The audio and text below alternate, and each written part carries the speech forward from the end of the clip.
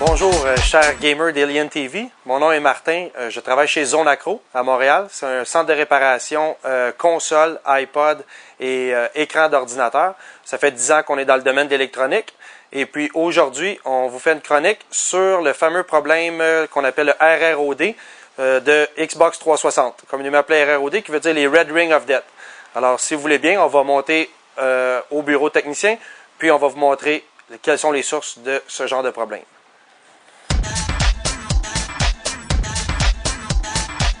Donc, je vous montre grosso modo qu'est-ce qui est le méga problème avec le 360, qui est le fameux RROD. Donc, les trois lumières rouges qui clignotent à l'avant de l'appareil. C'est un problème très commun. Je dirais que 20-25% des consoles ont déjà eu ça. Gros problème chez Microsoft. Donc, bon, pour les besoins de la cause, on connaît tous le Xbox 360. On va le mettre de côté et puis on va en prendre un déjà désassemblé. On va sauver un petit peu de temps. Alors, voici ce qu'a de l'air le 360 une fois désassemblé sans sa carcasse de plastique. Alors, nous, ce qu'on veut faire, c'est qu'on va aller directement au problème qui est la carte maîtresse. Alors, ici, on a notre lecteur, un peu comme un ordinateur, très semblable à un PC. Alors, on a notre lecteur DVD. Ensuite, on peut assez facilement voir tout le système de refroidissement qui est assez évolué, mais malheureusement pas assez pour les besoins de la cause, vu que même avec un système comme ça, il y a toujours des problèmes de surchauffe qui sont causés. Alors, on se rend au système de refroidissement. Donc ici, on a notre carte maîtresse et notre système de refroidissement. Et puis là, on s'en va un petit peu plus loin pour vraiment voir quels sont les problèmes, quelle est la cause du RROD. Alors, on enlève notre protecteur de GPU et de CPU. Et ensuite, on arrive à la carte maîtresse. Et puis, on va aller directement ressortir la carte pour vraiment montrer les 4 à 5 causes d'un RROD. Alors, voici notre carte maîtresse. Voici la coupable. Donc, ce qui arrive avec le Xbox 360, c'est que c'est une machine qui est très performante dans un très petit boîtier. Et la chaleur, malheureusement, est mal circulée. Alors, ce qui peut arriver à la longue, après avoir joué plusieurs heures, c'est que la surchauffe de l'appareil va faire plier la carte maîtresse d'une façon où il va y avoir une pression énorme sur certaines composantes, dont le GPU et le CPU. Alors, ce qui arrive, c'est qu'on a une torsion qui va arriver avec la chaleur et certaines composantes vont malheureusement dessouder ou certains points de soudure vont se défaire, ce qui va causer le fameux RROD. Alors, quelques petits processeurs en cause. On a ici ce qu'on appelle la NA chip, qui est en charge de la vidéo. On a les GPU et CPU. Et ce qui est souvent en cause aussi, c'est qu'on a la RAM de l'appareil.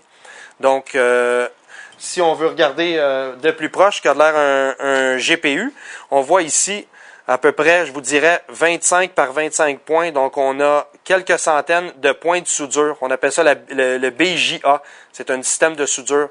Puis c'est ça qui est en cause. Alors, si on le met à la place de celle-ci, donc une torsion, le processeur se décolle avec la chaleur et on n'a plus nos contacts complets. Alors, comment on fait pour réparer ça? Ce qu'on va faire ici, c'est qu'on réchauffe, on va réchauffer la carte maîtresse avec un appareil assez évolué qui va nous permettre d'envoyer une chaleur précisément sur certaines composantes. Alors, on va s'arranger pour que les petits points de soudure ils deviennent dans un état presque liquide pour pouvoir refaire un contact comme il faut. Alors, on va faire ça, tant qu'à être sur la carte, on les fait avec tous les composantes qui pourraient être problématiques, parce qu'on ne sait jamais exactement laquelle est coupable, si on veut. Alors, nous, de la façon qu'on procède, c'est qu'on va aller appliquer une carte maîtresse sur un appareil comme ça, qu'on appelle un rework station, et qui va dégager une chaleur intense. Et puis, on va aller, à l'aide des manivelles, on va aller descendre et on va aller décoller, dessouder les processeurs en cause.